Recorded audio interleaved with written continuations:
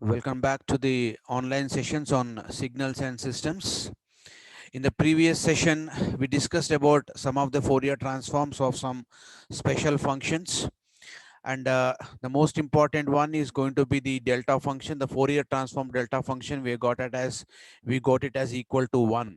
So in the previous class, we have ended up our session with finding out the Fourier transform of this particular delta function. And the Fourier transform of this function we have got as something like this, which is normally equal to 1 in the amplitude spectrum, and in the frequency spectrum it is normally equal to 0. So this is how we have got the Fourier transform of the impulse signal. If the impulse signal is going to be a time delayed version of the signal, then we'll be getting the Fourier transform as accordingly as e power minus j omega t naught. So this is what the Fourier transform pair which we have simply got in the previous session. So we'll extend our discussion on going with finding out the Fourier transforms of different signals. So let us go with finding out the Fourier transform of an exponential signal. So what is the exponential signal we have? E power j omega naught t is the exponential signal. So here we have to find out the Fourier transform of this exponential signal. To find out the Fourier transform of the exponential signal, what we'll be doing here as, let us see.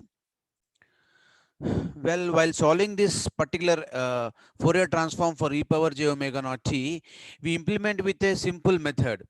The simple one is going to be applying of the properties of the Fourier transforms. And before we end up this particular Fourier transforms discussion, we'll end up with the properties of Fourier transforms. Okay, so here I am using the Fourier transform, one of the property of Fourier transform to really solve this particular Fourier transform equation. So here we have to find out the Fourier transform of complex exponential function as e power j omega t. So for this here we are going to find out inverse transform of delta of omega minus omega naught. So this is what one of the properties of the Fourier transform. So directly we are letting that particular property here, over here to applied, so that we can solve this particular problem in very few steps. Or otherwise you have to simply take up with the actual equation for the Fourier transform as Fourier transform of this x of t is equal to integral of minus infinity plus infinity x of t is nothing but e power j omega naught t into e power minus j omega t dt, and that you have to solve. And once you solve this equation, you normally have to get the delta of omega minus omega naught. So here we are just simply going to find out in a reverse manner also. So here we let this Fourier transform of Fourier transform x of omega is nothing but equal delta of omega minus omega naught. So this is one of the property of the Fourier transforms. We normally let that particular thing to be applied, Fourier transform to be applied here. And we already know the formula for inverse Fourier transform. X of t is equal to 1 by 2 pi integral of x of omega e power j omega to d omega over the limits minus infinity to plus infinity. So now to find out this x of t, what is that we are simply doing? We are simply applying the inverse Fourier transform. We are simply finding out the inverse Fourier transform. So f of xt is equal to x of omega. That is what the basic Fourier transform relationship. So here we'll be having now x of t. See here, f of x of t is equal to x of omega. F of x of t is equal to x of omega. This is x of omega. So here we know x of t basic form. This is the basic form of x of t. And using this relationship as a Fourier transform pair is normally going to satisfy with f of xt is equal to f of omega. So I can get x of t is equal to inverse Fourier transform of x of omega. So inverse Fourier transform x of omega is nothing but we have assumed it as going to be of delta of omega minus omega naught. Delta of omega minus omega naught, because it is nothing but a unit step function, sorry, unit impulse function, which is delayed in terms of the frequency. So we substitute here for x of omega as simply delta of omega minus omega naught. E power j omega t d omega is the general formula we have. So here at omega is equal to omega naught under consideration, this delta of omega minus omega naught is normally equal to 1. This is what I was talking to you for when we discussed about the delta function. Delta of t we have taken as equal to 0 at t is equal to 0.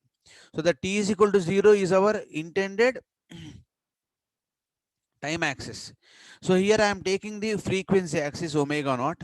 So intended frequency is what? Omega naught. So at intended frequency omega naught, this particular delta value, this particular delta function with respect to omega will be definitely equal to 1 based on the impulse function. So we already know impulse signal is known as, impulse signal value is always going to be equal to 1. So the scalar component of impulse will be 1, which we already know. So here we apply this at omega is equal to omega naught, then we substitute omega is equal to omega naught here.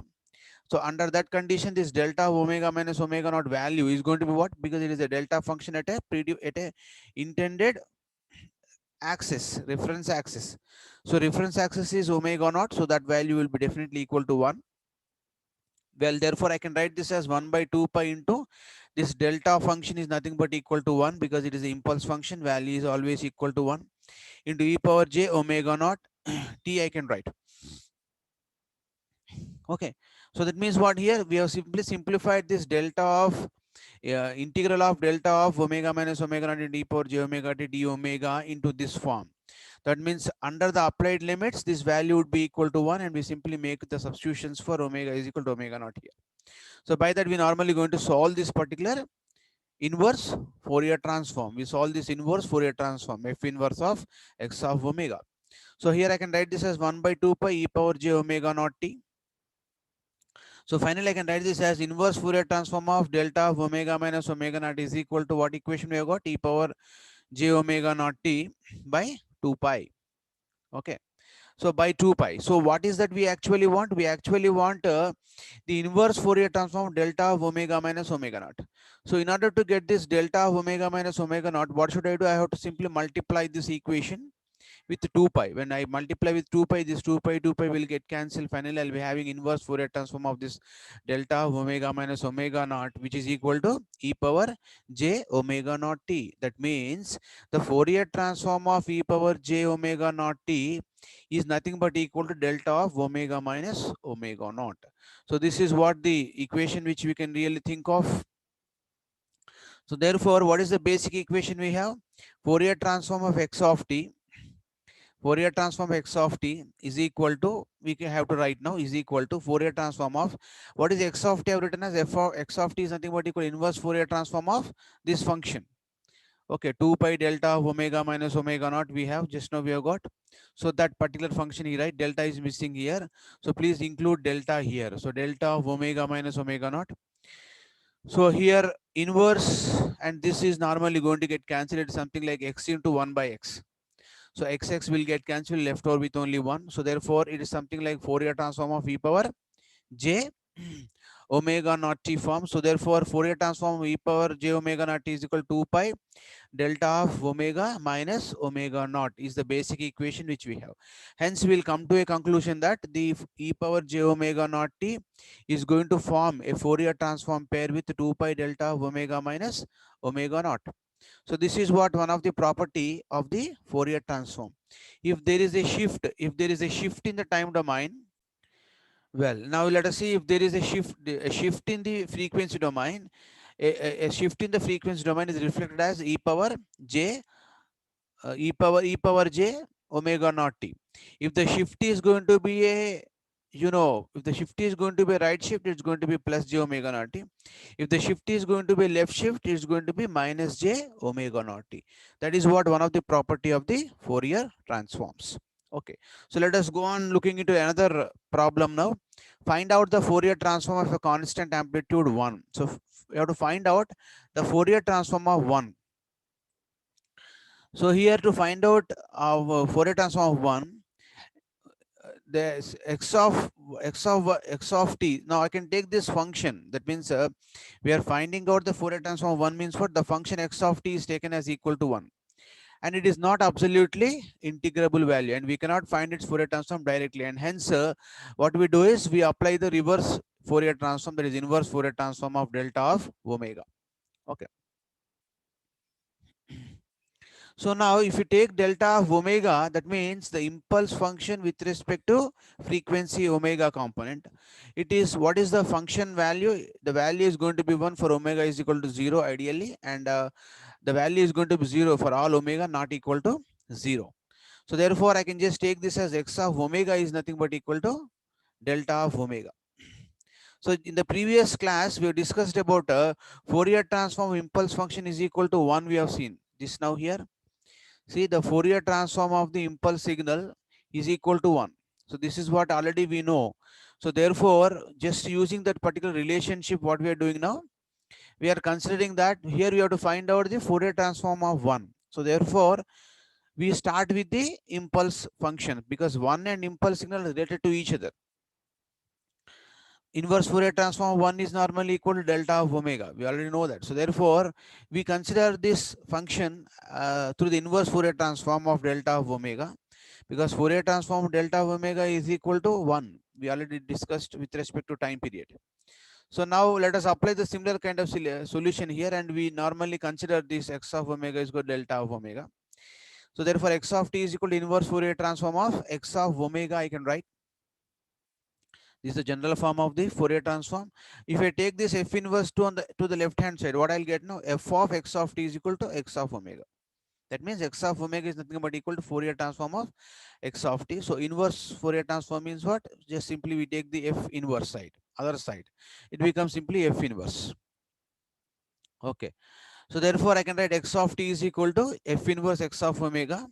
So x of omega I have taken as equal to delta of omega.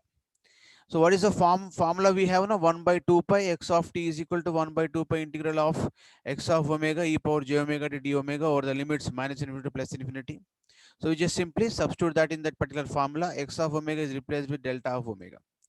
Now according to the basic uh, according to the basic property of the impulse signal, the value of the impulse signal is normally going to be equal to 1 at omega equal to 0. So therefore let us substitute omega equal to 0 here.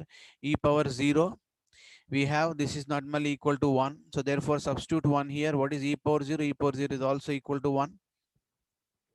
Thereby I can just simply have this particular as thing, entire thing as going to be equal to 1.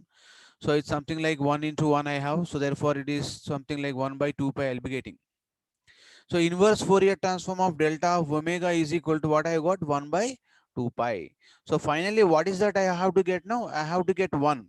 So to get 1, simply I multiply this with 2 pi. So therefore 2 pi will get cancelled, and I'll simply going to get inverse Fourier transform of this delta of omega, and I'll be resulting into getting into 1.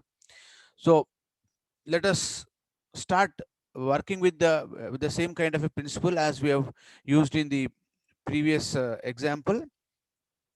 Fourier transform of Fourier transform of Fourier transform x of t is equal to x of omega. That is the form we have. So Fourier transform of x of t is equal to what I'll write now. Fourier transform x of t is nothing but what now? Inverse Fourier transform of x of omega. Inverse Fourier transform of x of omega. I have simply got this as equal to 2 pi delta of omega. So these two will get cancelled. I simply going to get something like, now if you apply on the both sides Fourier transform of 1, see finally we have to get the Fourier transform of 1. So therefore the Fourier transform of 1, apply Fourier transform on LHS as well as on the RHS in this equation. So this inverse Fourier transform will get cancelled. Fourier transform of 1 will be getting. So the Fourier transform of 1 is equal to 2 pi delta of omega I'll be getting. It is as good as similar to the previous problem. See here, we have got this inverse Fourier transform of I should get for delta of omega minus omega naught. So for this inside this I'll simply multiply with 2 pi delta of omega. Okay, is equal to these two will get cancelled. I'll get e power j omega naught t. So apply Fourier transform on both sides. Then when you apply Fourier transform on both sides, we'll be finding out the Fourier transform e power j omega naught t, which is equal to this one. These two has got cancelled, and finally left over with now 2 pi delta of omega minus omega naught. Delta is not printed here. So now similar kind of analysis we are doing it here, and to find out the Fourier transform of 1. So therefore the Fourier transform of 1 is equal to 2 pi delta of omega. So in the previous session, Fourier transform delta of t is equal to 1 we have got. Fourier transform 1 is equal to what? 2 pi delta of omega will be getting. That means it is going to be, something like, vice versa will be getting. Okay. So it's very easy to remember. Only thing is 2 pi radians will be having when we normally represent the Fourier transform of 1 in terms of the frequency domain. So in the frequency domain, when you have to consider the frequency components for the 2 pi radians. So therefore this 2 pi has come over here for us. So if at all you want to find out the Fourier transform of A, just replace 1 with A, because if you take A is equal to 1, you will get this. If A is equal to 2, you get 2 pi 2 into delta of omega. If A is equal to 3, you get 2 pi 3 into delta of omega. If A is equal to 4, like that, so on, I can just have it for the constant values. So for a constant 1, it is going to be 2 pi delta of omega. For A, some parameter for some variable A, it's going to be Fourier transform is going to be 2 pi A into delta of omega. So this is what another example to find out the another example of finding out the Fourier transform of a constant value. Okay, so these two, the above two equations are also important, asked many times. And another important formula which we go, form of the Fourier transform is going to be Fourier transform of a unit step function. Unit step function already we defined in the very beginning class in the unit number 1, as we have to find out the Fourier transform of u of t. So u of t function, what is the u of t function? U of t function I can write as equal to 1 for t greater than equal to 0 and 0 for t less than 0. And it is not absolutely integrable function because there is just only a unity value. So therefore, we normally convert this into a signum function. So signum function representation, the representation of the step function in terms of signum function is equal to u of t is equal to 1 by 2 plus 1 by 2 signum function of t, sgn of t. That is a representation of the signum function. Sgn of t is a representation of signum function. You have to represent in this particular manner only. For all the values of t, we can normally going to have like this. Then next, for t less than 0, now let us get the values in order to find out the value for u of t. So u of t is nothing but unit step function. We already know the basic form of the unit step function. The unit step function is normally going to have a value 1 for all t greater than equal to 0, and the value is going to be 0 for all t less than 0.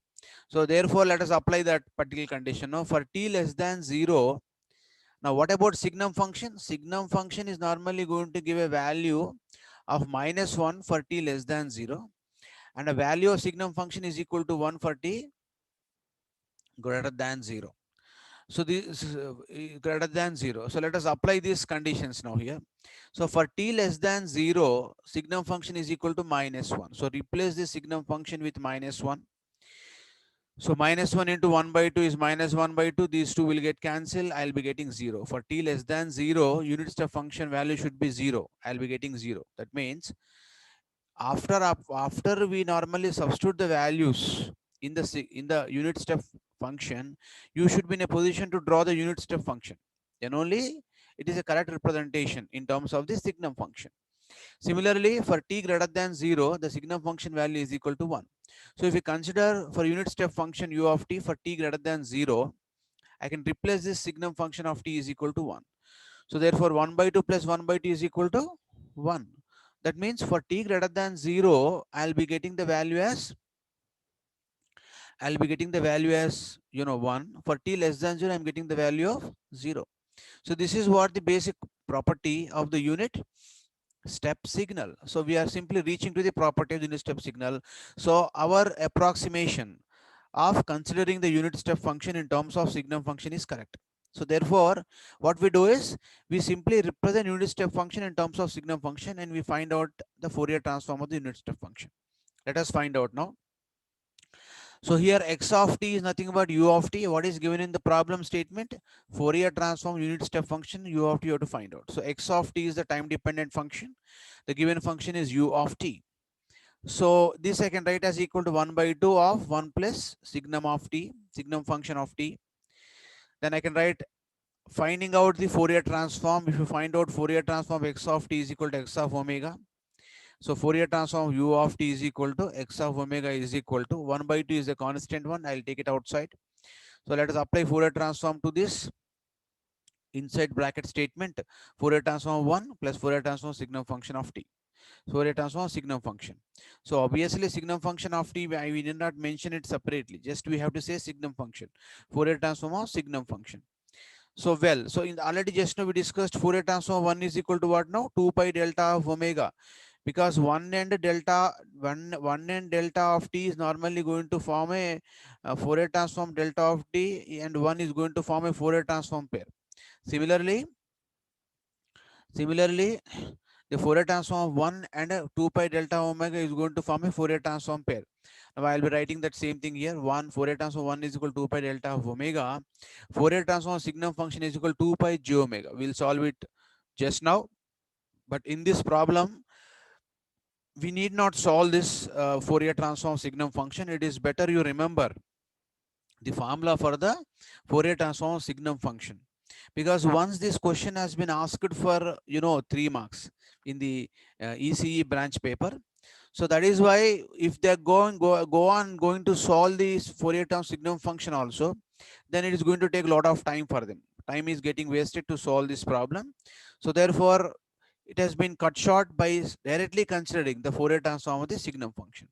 So the Fourier transform signum function is equal to 2 pi j omega, which we are going to solve just after this particular problem at problem G. So let us substitute this now. So therefore the Fourier transform u of t is equal to what I can have now? 1 by 2 into Fourier transform 1 is equal to 2 pi delta of omega. Fourier transform signum function is equal to 2 by j omega. So this 2 I can take as common here. 2 will get cancelled here. I'll be getting this as pi delta of omega plus 1 by j omega. So u of t is normally going to form a Fourier transform pair with pi delta of omega plus 1 by j omega, 1 by j omega. Okay. So that means what is the what is the unit step function?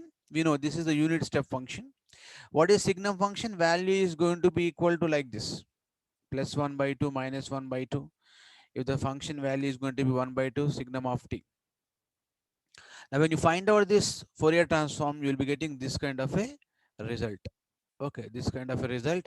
So at omega is equal to 0, what is the value we get now? You get a value is going to be, is not going to touch to 0 here. Value is going to be 1 by j omega plus pi into delta of 0.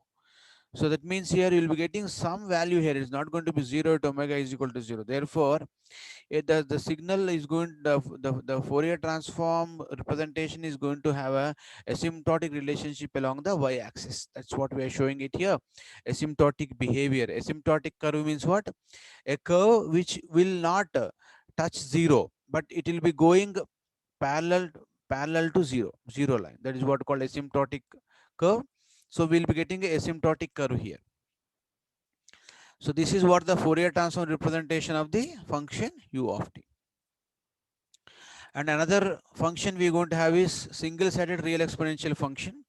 What is single-sided? If you take u of t, it's going to be always single-sided, because the u of t function for t less than 0, u of t function for t less than 0 is equal to 0. Therefore, it is going to be definitely a single-sided function. Therefore, I can write x of t, given x of t is equal to e power minus a t u of t.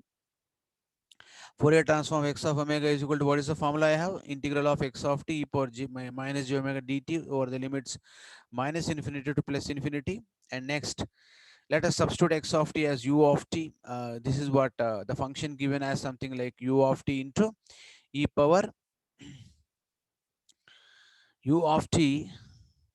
Acha. Now what we have to do is something like we have to expand this function. Now we are simply writing it for, here you should write it here as u of t into e power minus 80. E power minus 80 is missing here.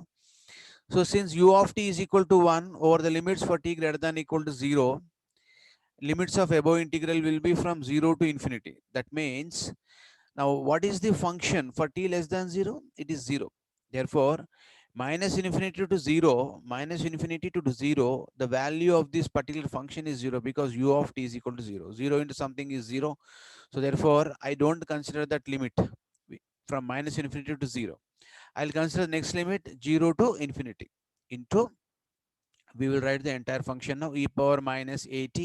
This u of t value is normally equal to 1, because the value is normally equal to 1, into e power minus j omega t. So integral of, I can write this as e power minus a plus j omega t.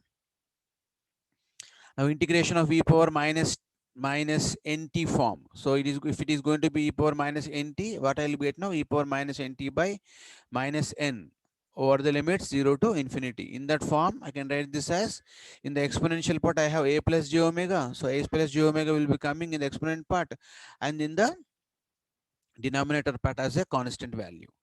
So, well, so now this is a constant value. I can just simply take it outside. Then I'll be simply substituting this particular thing over here. Then I'll be writing this as 1 by 1 plus 1 by minus 1 by a plus j omega. I can write this, right? So now here,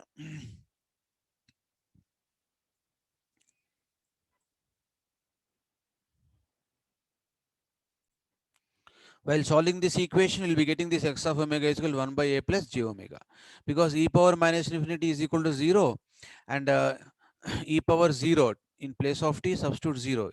So e power 0 something like is equal to 1. So it's going to be something like minus on the, minus on this side. So I'll be having minus into minus plus. So I'll be having this particular equation as x of omega is equal to this. Therefore, finally, what I can write, the Fourier transform of this, the single-sided complex exponential signal is equal to e power minus at into ut is equal to 1 by a plus j omega. So this is the relationship which we have got. And what is the magnitude of this function? So to find out the magnitude of the function, we know the magnitude of the function is equal to square root of sum of squares of the real part and the imaginary part, which is known as magnitude for us. To get the magnitude, what we'll do is, we simply go and find out with a componendo, and by using componendo and dividendo method, we normally going to solve this equation. To separate this, to get to get this equation in terms of real and imaginary part, we apply the componendo and dividendo method. That means what? Simply multiply the entire function with a. This is, here I have plus, so you have to use minus here. If you're going to have minus here, you're going to use here plus here. That's called component driven method. So by applying that method, what we'll be having, into a minus j omega by a minus j omega I'll be having. So on the numerator, a minus j omega as it is. On the denominator, I will be having what now? A square. This is minus into plus minus j omega whole square. So minus j square means minus 1. So it's going to be plus omega square I'll be having. So therefore, x of omega is equal to, what is that? I can simply write now, a by a square plus omega square is a real component. Then next is minus j omega by a square plus omega square. It's an imaginary component. So therefore, finally, the magnitude of this function is equal to what I can write as square root of sum of squares of the